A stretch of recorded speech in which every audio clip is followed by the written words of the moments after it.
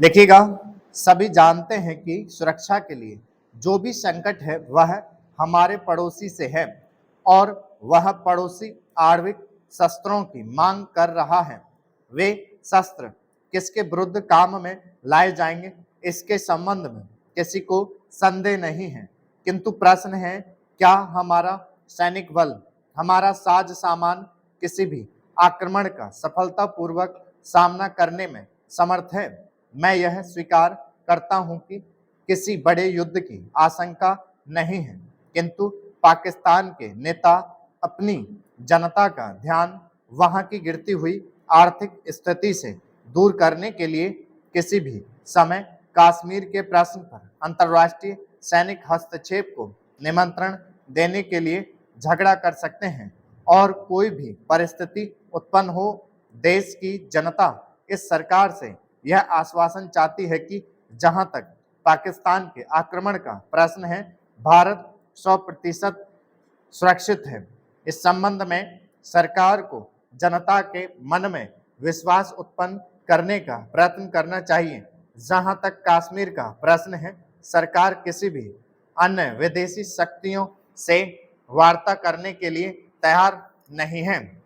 महोदय, भारत ही नहीं, सारी दुनिया आज विज्ञान और प्रौद्योगिकी के द्वारा लाए गए परिवर्तनों के कारण महान परिवर्तनों की ड्योढ़ी पर खड़ी है।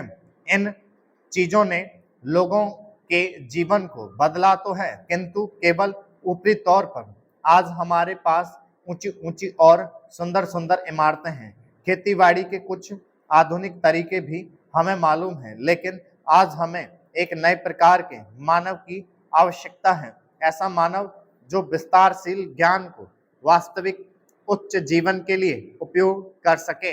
मेरे विचार से गांधी जी ने यही करने का प्रयत्न किया, एक मानव निर्माण करने का। मैं नहीं कह सकती कि मनुष्य का स्वभाव जैसा है उसे देखते हुए आज की दुनिया में ऐसा करना संभव होगा या नहीं, किंतु इस दिशा में प्रयत्न करना उपयुक्त होगा और केवल बुद्धिजीवी ही इस तरह का प्रयत्न और दूसरों का मार्गदर्शन कर सकते हैं।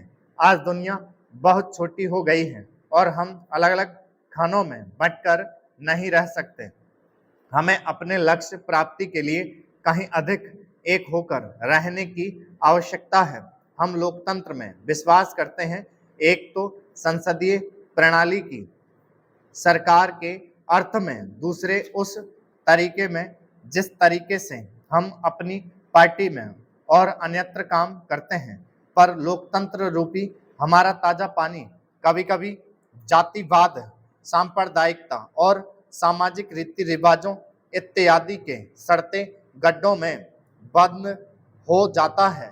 आपके पास लोकतंत्र है, आपके पास वोट देने का अधिकार है, या आप अपने विचारों को खुलकर प्रकट कर सकते हैं। इन सबके तब तक कुछ अर्थ नहीं होते जब तक आप इस प्रक्रिया से सामाजिक जीवन में परिवर्तन की नई धाराएं उत्पन्न नहीं कर देते, जो हमारे लोगों के हर वर्ग और स्तर में समा जाएं। प्रस्ताव पास कर देना बहुत सरल है, पर उसका कार्यान्वयन करना सरल नहीं।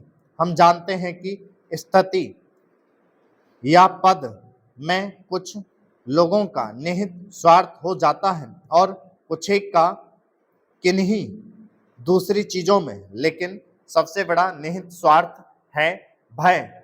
जो जाना पहचाना है उसे परिवर्तित करने का भय। हम जानते हैं कि अमुक चीज बुरी है, फिर भी हम उसे परिवर्तित करने से डरते हैं। लेकिन आज हम इस तरह बड़े बड़े परिवर्तनों के बिना वास्तव में जीवित ही नहीं रह सकते।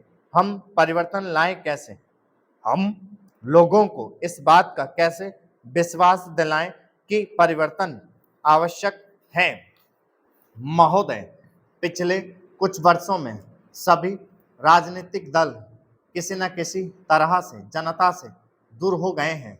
आज हम और आप दोनों को अपनी जड़ों को फिर से जमाना होगा, जनता से प्रेरणा लेनी होगी। हमें जनता की आकांक्षाओं, उसकी मांगों और स्टॉप